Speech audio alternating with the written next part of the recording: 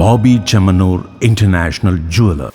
നിരീക്ഷണ ക്യാമറ കണ്ണുകളെ വെട്ടിച്ചുള്ള യാത്ര ഇനിയും തുടരും. മുരുക്കുംപറ്റയിലെ AI ക്യാമറയെയും കടത്തിവെട്ടിയുള്ള ഇരുചക്ര വാഹന യാത്ര ഒന്ന് കാണേണ്ടത് തന്നെയാണ്.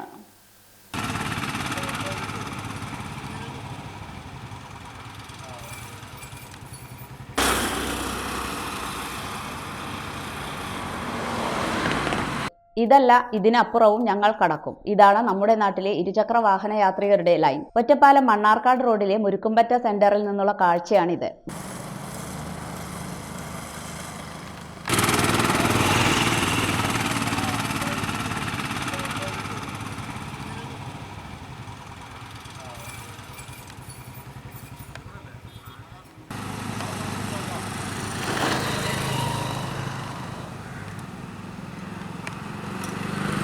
വാഹനം ഓടിക്കുന്ന ആളും പിന്നിലിരിക്കുന്ന ആളും ഹെൽമറ്റ് ധരിക്കണം, ഇല്ലെങ്കിൽ പിഴ.